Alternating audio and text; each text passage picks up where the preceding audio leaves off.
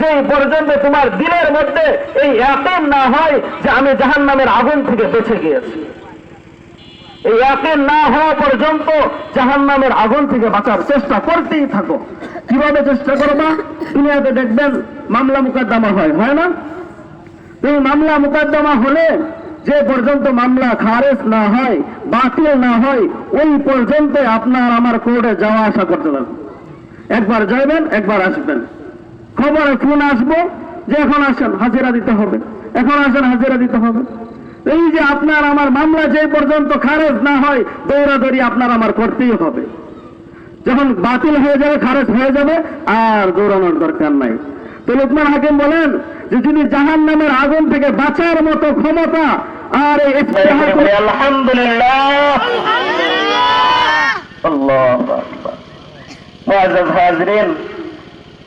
আমি আপনাদের সম্মুখে কোরআনের একটি আয়াত তেলাওয়াত করেছি, সূরাতুল আসরের আয়াত। আল্লাহ রাব্বুল আলামিন উক্ত আয়াতের মধ্যে 4টা কথা বলছেন।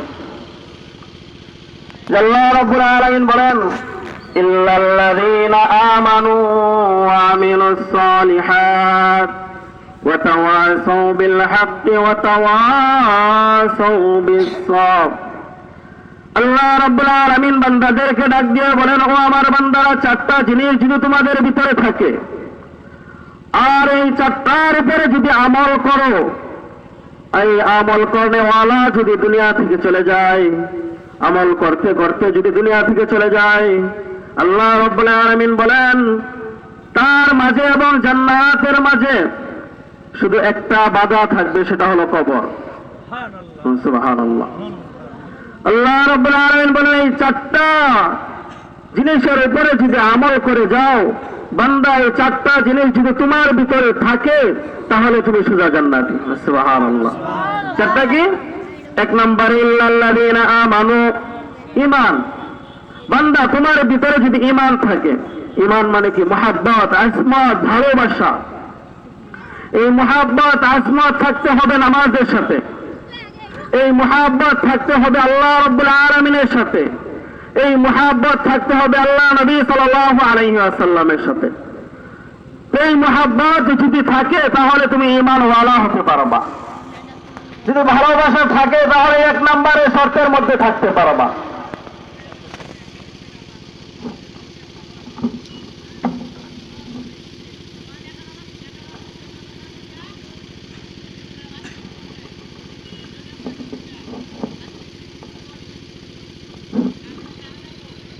আল্লাহ রাব্বুল আলামিন বলেন যদি এই মুহাব্বত থাকে বান্দার, এই 4 জিনিস যদি থাকে তার মধ্যে একটা হলো মুহাব্বত।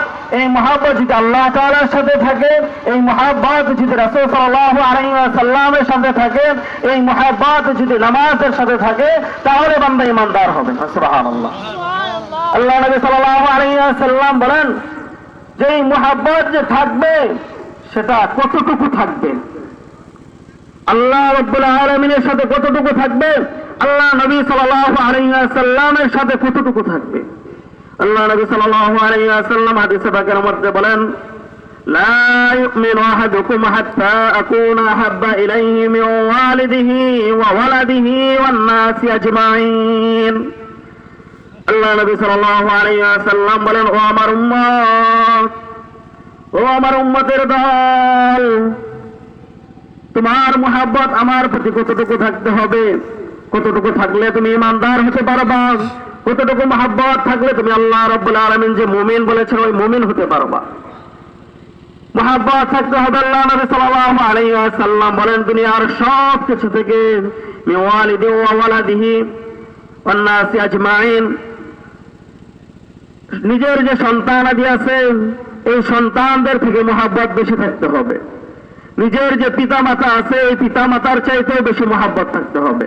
শুধু তাই নয় যে সন্তানের চাইতেও বেশি মুহাব্বত, পিতামাতার চাইতেও বেশি মুহাব্বত। আল্লাহ নবী সাল্লাল্লাহু আলাইহি ওয়াসাল্লাম বলেন শুধু এই দুইটা নয়, ওয়ান নাসি আজমাইন, সমস্ত মানুষ যা কিছু আছে দুনিয়ার মধ্যে আল্লাহ রাব্বুল আলামিন যা কিছু দিয়েছেন সব কিছু থেকে, সমস্ত মানুষদের থেকে, আত্মীয় স্বজনদের থেকে, ভাই ব্রাদারদের থেকে, সবার চাইতে যখন নাকি তুমি আমি রাসূলকে বেশি মহব্বত করবা তখন তুমি মুমিন হতে পারবা। সুবহানাল্লাহ। সবার চাইতে মহব্বত যখন বেশি আমি রাসূলকে করব, আপনি যখন বেশি মহব্বত করবেন তখন মুমিন হতে পারবেন। এজন্য আল্লাহ রাব্বুল আলামিন বলেন 4 গুণ থাকতে হবে। একটা মুমিন, দ্বিতীয় নাকি ওয়া আমালু সালিহা, আমলে সালিহা থাকতে হবে। যদি আমলে সালিহা বান্দার মধ্যে থাকে, সৎ আমল যদি থাকে, তাহলে আল্লাহ রাব্বুল আলামিন বলেন এই বান্দা মরতে দেরি হবে, জান্নাতি হতে দেরি হবে না। সুবহানাল্লাহ। এই যে আমলে সালিহা, এটা কতটুকু আমল? নামাজ পড়তেছি, রোজা রাখতেছি, হজ করতেছি, যাকাত দিচ্ছি, সব কিছুই তো করতেছি। এরপর আল্লাহ রাব্বুল আলামিন বলেন যে না, আমলে সালিহা হতে হবে। নামাজ, 5 ওয়াক্ত নামাজ আল্লাহ তাআলা বান্দার উপরে ফরজ করে দিয়েছেন, এটা বান্দার করতে হবে। হজ আপনার উপরে আমার উপরে যদি ফরজ হয়, ওই পরিমাণ টাকা ধন সম্পদ থাকলে আমার হজ করতে হবে। যাকাতের নেশাব পরিমাণ মালের মালিক যদি আমি হই, যাকাত দিতে হবে। তো যদি এটার মালিক না হয়, দিতে হবে না, মালিক হলে দিতে হবে। নামাজ 5 ওয়াক্ত পড়তে হবে। আল্লাহ রাব্বুল আলামিন 5 ওয়াক্তের বাহিরে পড়ার জন্য তো জোরসে তাকিদ দেন নাই। যদি আমল করো সব হবে। কেউ যদি নফল নামাজ পড়ে তাহলে সব হবে, আর যদি সে নফল না পড়ে তার গুনাহ হবে না, সব হবে না। আল্লাহ রাব্বুল আলামিন বলে যে আমলে সালিহা, অল্প আমল করবা, যে আমলটা সৎ আমল হবে। আল্লাহ নবী সাল্লাল্লাহু আলাইহি ওয়াসাল্লাম হাদিসের মধ্যে বলেন আহাব্বা ইলাল্লাহি ইয়াহাব্বু ইলাল্লাহ আল আমাল, আল্লাহ রাব্বুল আলামিনের কাছে ওই আমলটা সবচাইতে প্রিয়। আদওয়ামুহা ওয়া ইন কাল্লা, যে ওই আমল আল্লাহ রাব্বুল আলামিনের কাছে সবচাইতে প্রিয় যে আমলটা অল্প করা হয় কিন্তু সব সময় করা হয়। সুবহানাল্লাহ।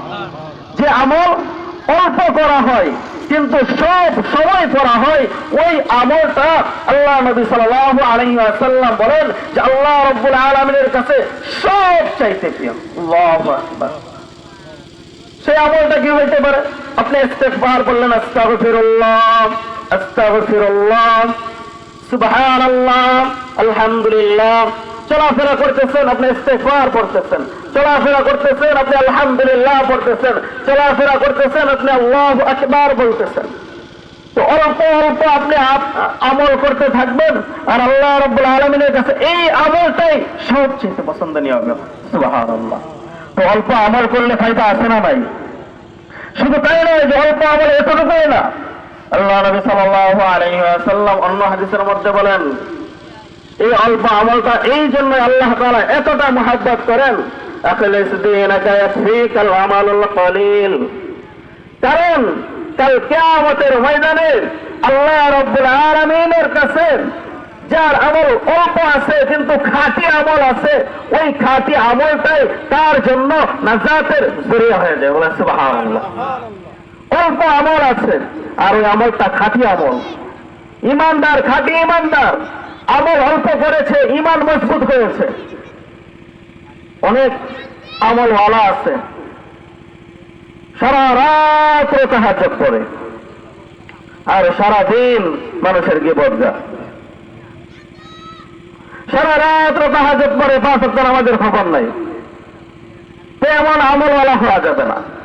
আমল করেন, 5 ওয়াক্ত নামাজ সময় মতো আদায় করার চেষ্টা করা, এরপরে অল্প আমল করা, আমলে সালেহা করার চেষ্টা করা। অল্প অল্প আমল করব, এই অল্প আমল আপনার আমার জন্য নাজাতের জরিয়া হয়ে যাবে। সুবহানাল্লাহ।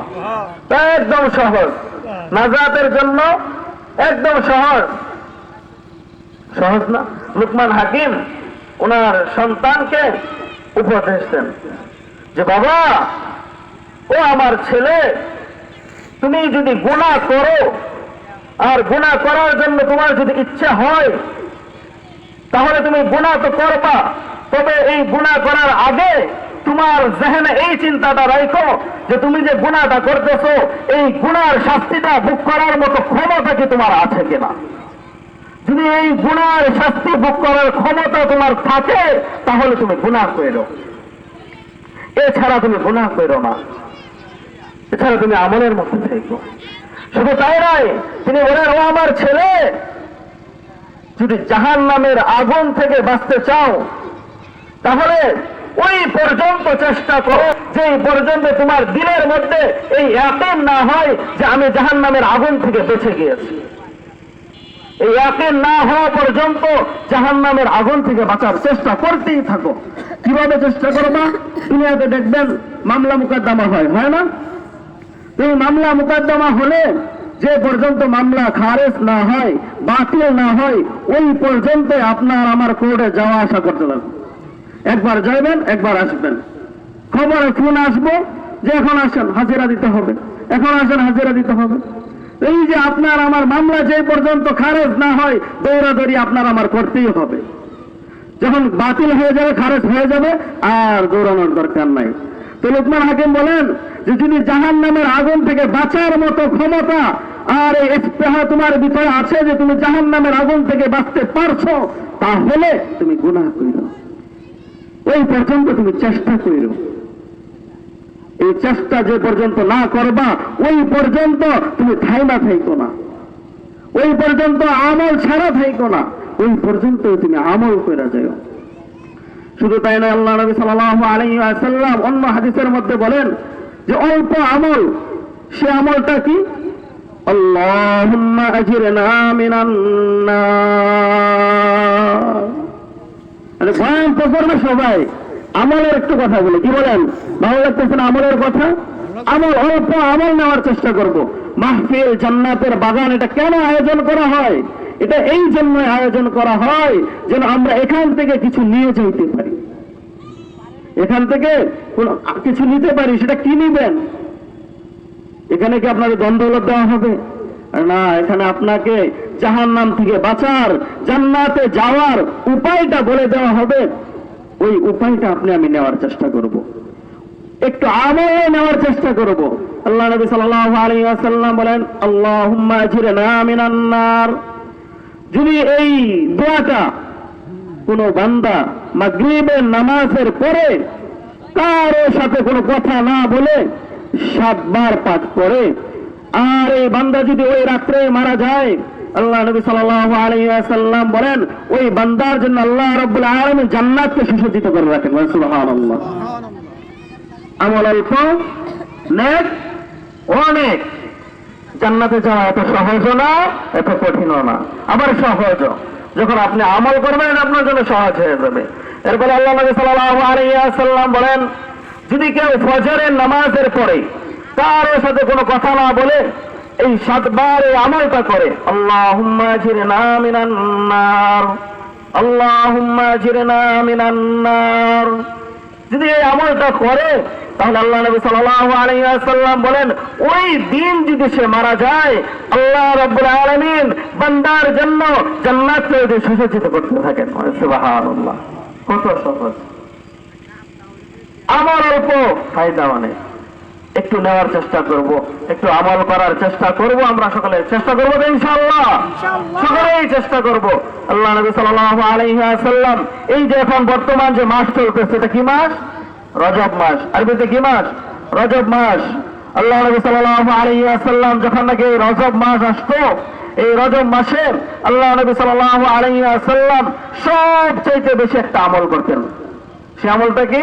আল্লাহ নবী সাল্লাল্লাহু আলাইহি ওয়াসাল্লাম সব সময় পড়তেন, আল্লাহুম্মা বারিক লানা ফি রজব ওয়া শাবান ওয়া বাল্লিগনা রমাদান, আল্লাহুম্মা বারিক লানা ফি রজব ওয়া শাবান ওয়া বাল্লিগনা রমাদান। আল্লাহ নবী সাল্লাল্লাহু আলাইহি ওয়াসাল্লাম এই আমলটা সব সময় করতেন। সাহাবীদেরকে বলতেন, আমার সাহাবীরা এই আমলটা সব সময় করার চেষ্টা করবা। ফায়দা কি হবে? 3টা ফায়দা হবে। কয়টা ফায়দা? 3টা ফায়দা হবে। কেউ যদি এই দোয়াটা রজব মাস শুরু হতেই যদি পড়া শুরু করে, আর রমজানের আগ পর্যন্ত, রজবের পরে শাবান, এরপরে রমজান, এই লাগাতার 2 মাস রজব এবং শাবান, এই 2 মাস যদি আমলটা কেউ করেন, তাহলে আল্লাহ নবী সাল্লাল্লাহু আলাইহি ওয়াসাল্লাম বলেন এই আমল করার দ্বারা 3টা ফায়দা। একটা ফায়দা, আল্লাহ রাব্বুল আলামিন তার হায়াতকে বাড়ায়া দেয়। সুবহানাল্লাহ। ফায়দা একটা হলো যে আল্লাহ রাসূল সাল্লাল্লাহু আলাইহি ওয়াসাল্লাম বলেন এই দোয়া পড়লে আল্লাহ রাব্বুল আলামিন তার হায়াতকে বাড়ায়া দেন। সুবহানাল্লাহ।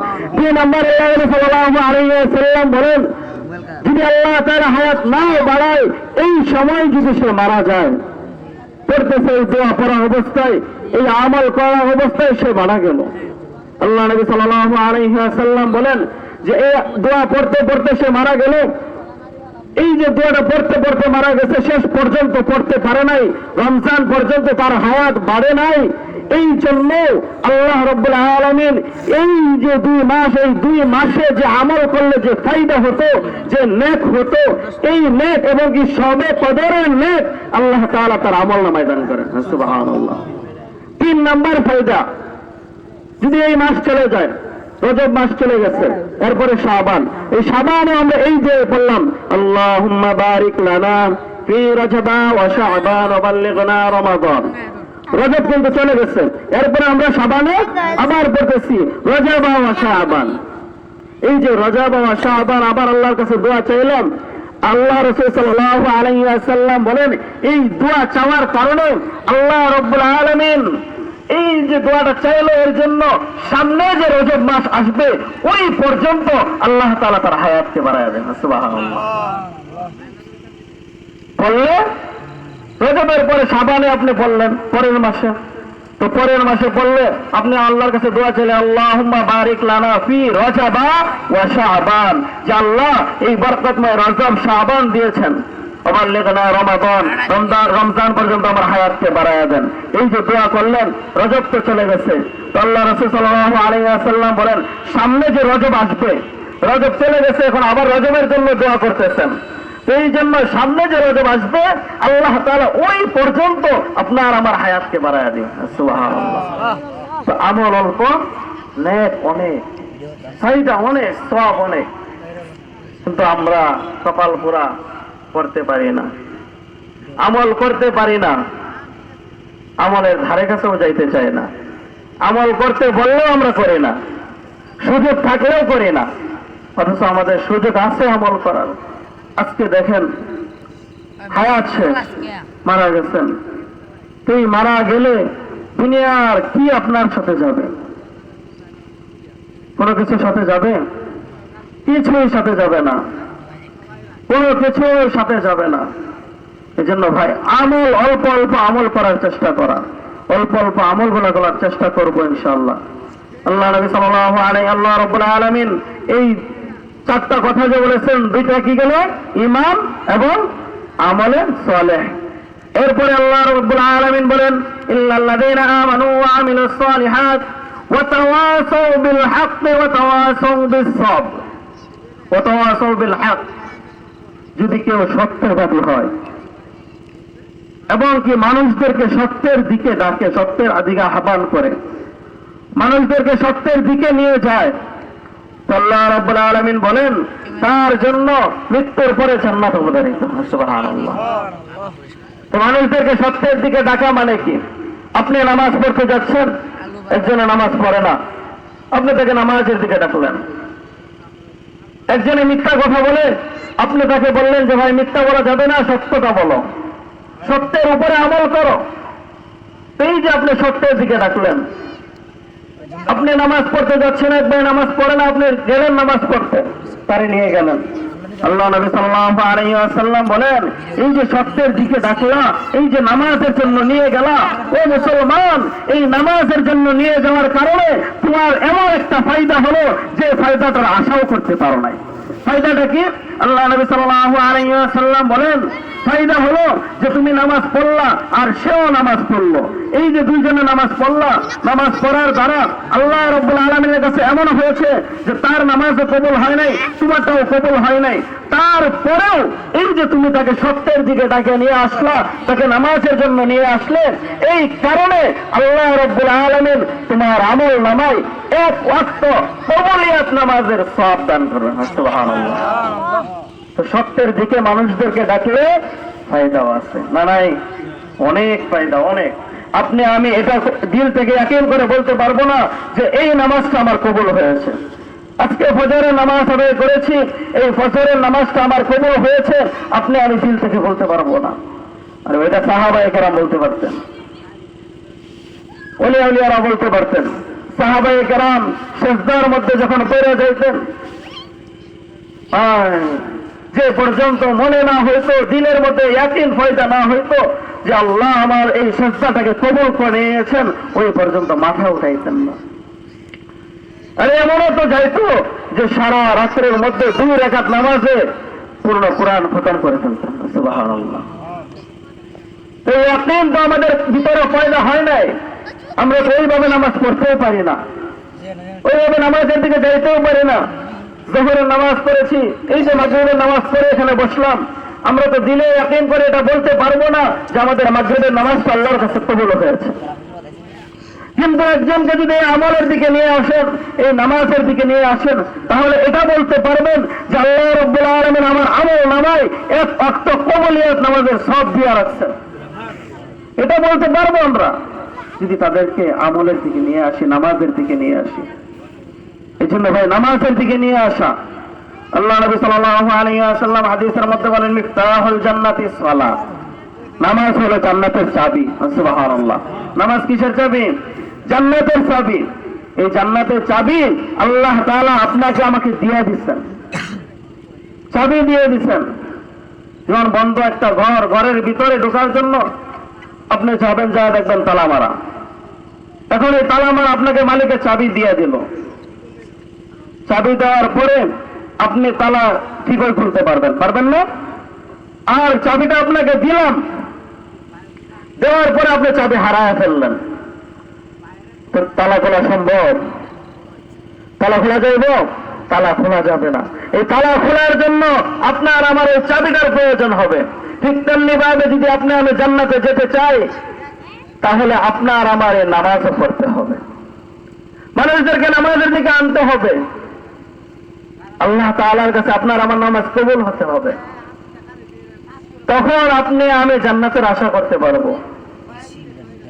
তখন আপনি আমি সত্যের পথে আছি এটা বলতে পারবো। এই জন্য ভাই সত্যের পথে থাকা, মানুষদেরকে সত্যের দিকে ডাকা। এরপরে কি আল্লাহ রাব্বুল আলামিন বলেন সবর করা, ধৈর্য ধারণ করা, বিপদে আপদে ধৈর্য ধারণ করা। হ্যাঁ, আজকে আমাদের এমন অবস্থা, বিপদ আসলেই আফসোস করতে করতে আমাদের জীবন শেষ, আফসোস করতে করতে জিন্দেগি শেষ।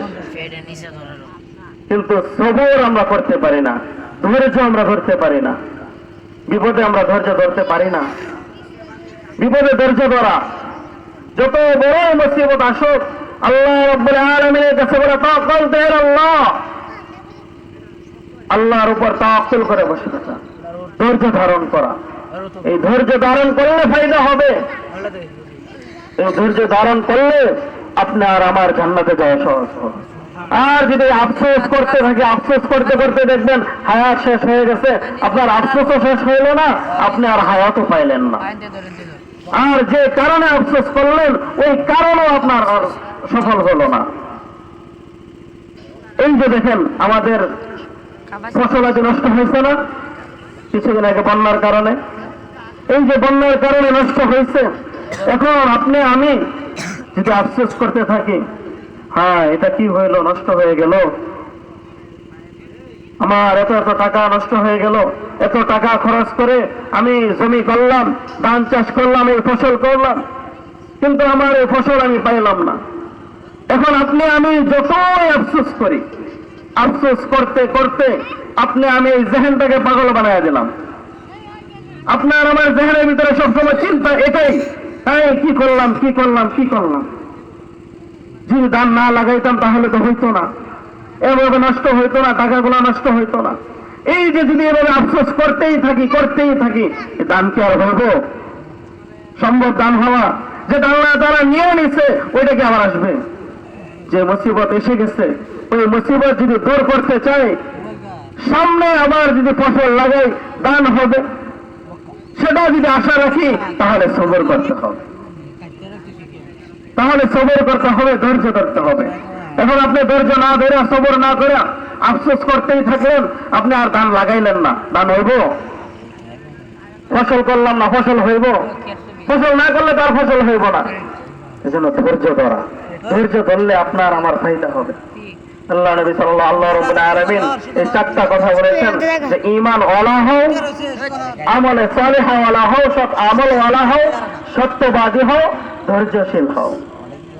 এই চার গুণ যখন তোমার ভিতরে থাকবে ও ঈমানদার, তখন তুমি জান্নাতে যাইতে পারো। সুবহানাল্লাহ। এজন্য জান্নাতে যাইতে চাই না আমরা? সকলে আমরা জান্নাতে যাইতে চাই, কিন্তু জান্নাতের আমল করতে চাই না। আরে জান্নাতে তো যাবো, এটার আমলটা তো করতে হবে। আমল না করে আমরা আশা করতেছি জান্নাতে যাব, জান্নাতে যাব, জান্নাতে যাব, কিন্তু কি এক অবস্থা। যেন ভাই আমলটা করতে হবে। এই চারটা গুণ আমাদের নিজেদের ভিতরে ফিট করার চেষ্টা করবো। আমরা সকলেই চেষ্টা করবো তো ইনশাল্লাহ, সকলেই চেষ্টা করবো এই চারটার উপর আমল করার, ঈমান ওয়ালা হওয়ার। আল্লাহ রাব্বুল আলামিন ঈমানদারদেরকে বড় মহব্বত করেন, বড় ভালোবাসেন। কেমন ভালোবাসেন? আল্লাহ রাব্বুল আলামিন যখন নাকি ভালোবাসেন তখন ঈমানদারদেরকে এভাবে ডাকবেন, ইয়া আইয়ুহাল্লাযীনা আমানু। ভালোবাসলে, মহব্বত করলে আল্লাহ তাআলা এইভাবে ডাকতেন যে ও ঈমানদারেরা, ও ঈমানদারেরা এটা করো। ইয়া আইয়ুহাল্লাযীনা আমানুত্তাকুল্লাহ, ও ঈমানদারেরা আমি আল্লাহকে ভয় করো। কখন বলে আল্লাহ তাআলা? মহব্বত করে ভালোবাসে। কখনো শুনছেন যে আল্লাহ রাব্বুল আলামিন ডাক দিয়েছে ও রানীগাঁওবাসী? কোরআনে কোথাও আছে? ও ময়মনসিংহবাসী, ও বিদেশিবাসী, দেশিবাসী, এভাবে আল্লাহ তাআলা কখনো ডাক দিচ্ছে? কখনো ডাক দেয় নাই। আল্লাহ তাআলা আপনাকে আমাকে ঈমানদার বলে ডাক দিচ্ছেন, মহব্বত করে ভালোবেসে ডাক দিচ্ছেন। এই মহব্বত, এই ভালোবাসার মর্যাদা আমাদের রাখতে হবে। এই মর্যাদা যদি রাখতে চাই, এই মহব্বত, ভালোবাসার সম্মান যদি আপনি আমি ধরে রাখতে চাই, তাহলে আপনার আমার এই আমলে সালেহাগুলা করতে হবে, এই ঈমান ওয়ালা হতে হবে, এই সত্যবাদী হতে হবে, ধৈর্যশীল হতে হবে, সবর ওয়ালা হতে হবে। যখন এই চার গুণ ওয়ালা আপনি আমি হব, তখন আপনার আমার ফায়দা হবে, এছাড়া কখনোই ফায়দা হবে না। আরে ভাই, আজকে দেখেন অন্ধকার কবর, 40 বছর, 50 বছর, 60 বছর হায়াত পাইলাম, এরপরে 90 বছর পর্যন্ত গেলেন। এখন 90 বছর পর্যন্ত মানুষ বাঁচে না। 90 বছর পর্যন্ত হায়াত পাইলেন, এরপরে তো মারা যাইবেন, কারণ মরতে তো একদিন হবেই। কেউ থাকতে পারে নাই। যদি থাকার ক্ষমতা থাকতো তাহলে কারণে থাকতে পারতো। কারণ কত ধন সম্পদ ওয়ালা ছিল, কত ধন সম্পদ ওয়ালা ছিল। হাদিসের মধ্যে আসছে কারণের এমন ধন সম্পদ ছিল, তার যে ধন সম্পদ রাখার গোডাউন গুলা ছিল, ওই গোডাউনের চাবি আছে না, তালার চাবি, ওই গোডাউনের চাবিগুলা বহন করার জন্য 70টা উট লাগতো।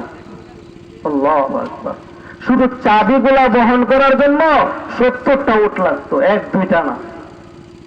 তাহলে তার ধন সম্পদ বহন করার জন্য কতগুলা উটের প্রয়োজন ছিল। সেই কারণও থাকতে পারে নাই।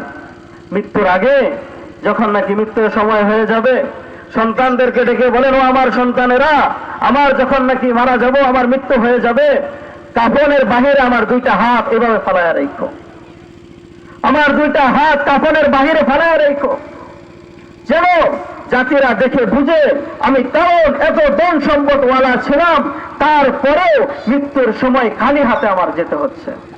কোনো ধন সম্পদ আমি নিয়ে যেতে পারি নাই, খালি হাতে আমাকে যেতে হচ্ছে। বাদশাহ হারুন রশিদ এত ধন সম্পদ ওয়ালা ছিলেন। উনি বলেন, আমার যখন নাকি মৃত্যু হবে, আমার একটা হাত কবরের উপরে বাহিরে রেখে দিও, যেন মানুষ বুঝে যে আমি বাদশাহ হওয়ার পরেও, ধন সম্পদ ওয়ালা হওয়ার পরেও খালি হাতে কবরে যাইতে হয়েছে। আজকে কার জন্য আমল ছেড়ে দিচ্ছেন? কার জন্য ঈমান হারা হচ্ছেন? আজকে কামাই করতে করতে নামাজেরও খবর নাই, রোজারও খবর নাই, হজেরও খবর নাই, যাকাতেরও খবর নাই, ঈমানেরও খবর নাই, আমলেরও খবর নাই। আছে কথা একটাই, সন্তানের জন্য কামাই করতেছি, নামাজ কেমনে পড়ি? সন্তানের জন্য কামাই করতেছি, স্ত্রীর জন্য কামাই করতেছি, তাহলে আমলটা কখন করি? আমল কখন করব? এই যে বলতেছি, আজকে আপনি আমি এই চিন্তাটা করি না, আরে যাদের জন্য কামাই করতেছি, আজকে যদি আমার দমটা বন্ধ হয়ে যায়, আজকে যাদের জন্য এই কামাইটা করতেছি, এই দম বন্ধ হওয়ার পরে আমাকে মাত্র 3টা দিন মনে রাখবে। কয়দিন? 3 দিন মনে রাখবে। বেশি থেকে বেশি যদি মনে রাখে তাহলে 40 দিন পর্যন্ত মনে রাখবে। এরপরে আপনার আমার কথা কেউ মনে রাখবে না। হঠাৎ যদি মনে হয়, আজকে আপনি চিন্তা করে দেখেন আপনার দাদা কবে চলে গেছে দুনিয়া থেকে। আপনার কি সবসময় মনে হয়? সবসময় মনে করেন? কখন মনে করেন? যখন অন্যের দাদাকে দেখেন, বা অন্যের দাদা মারা গেছে, একজন লোক মারা গেছে, তখন ওই দাদার কথা মনে হয়। এছাড়া কি দাদার কথা মনে হয়? প্রতিদিন দোয়া করছেন, দাদার জন্য দোয়া করতে পারেন? আর আপনারা বললে কি হবে? আমি পারি না। বাস্তব কথা। কারণ মনে হয় না। আপনার আমার কথাও মনে হবে না। 3টা দিন এই জন্যই মনে হবে, সুখ বহন করতে করতে দেখবেন 3 দিনের দিন আমাদের এখন একটা প্রথা চালু আছে যে 3 দিনের দিন অনুষ্ঠান করা লাগে, 40 দিনের দিন অনুষ্ঠান করতে হয়। এই যে একটা প্রথা চালু আছে, তো 3 দিনের দিন দেখবেন একটা অনুষ্ঠান করে। তো কেন করে? বাবা চলে গেছে, মা চলে গেছে, দাদা চলে গেছে, দাদি চলে গেছে, বা নানা চলে গেছে, নানি চলে গেছে, এই জন্য তাদের আত্মার মাগফিরাতের জন্য একটু দোয়ার আয়োজন করলো। এই যে দোয়ার আয়োজন করলো, দোয়া করার পরে আর মনে থাকে না। যদিও মনে থাকে 40 দিন পর্যন্ত মনে থাকে। 40 দিন পরে, কারণ ওই যে একটা অনুষ্ঠান করে সবাই দাওয়াত দেয়, তো তখন অনেকে জিজ্ঞেস করে কিসের জন্য দাওয়াত, কেন দাওয়াত দিচ্ছেন? তো আমার দাদা মারা গেছে, আমার দাদি মারা গেছে, তাদের আত্মার মাগফিরাতের জন্য। তো এই যে আপনি দাওয়াত দিয়ে নিয়ে আসলেন, আরে ভাই এই যে দাওয়াতটা দিলেন, দিয়ে আপনি খাবার খাওয়াইলেন, সব কিছুই করলেন, দোয়াও করলেন, দোয়া করার পরে খাবারও খাইলো, খায়া যখন নাকি দেখবেন চলে যাইতেছে, তখন আর এই কথা বলবে না যে আল্লাহ যে মৃত ব্যক্তির ওসিলায় খাবারটা খাইলাম, ওই মৃত ব্যক্তিকে মাফ করে দাও। এই কথা বলবে না। না বলে বলবে কি খাবার খাওয়াইলো, খাবারটা ভালো হয় নাই। বলবে কিনা? কথাটা বলবে কিনা? যে কি খাবার খাওয়াইলো, আরে খাবার তো ভালো লাগে নাই। আর যদিও ভালো হয় তাহলে এই কথা বলবে, ও খাবারটা খুব সুস্বাদু হয়েছে। কিন্তু যার জন্য এই খাবারটা খাইতে পারলো, তার জন্য একবার এই দোয়াটা করবে না যে আল্লাহ তার উসিলায় খাবারটা খাইতে পারছি, আল্লাহ তারে মাফ করে দাও। তাহলে কাদের জন্য করতেছেন?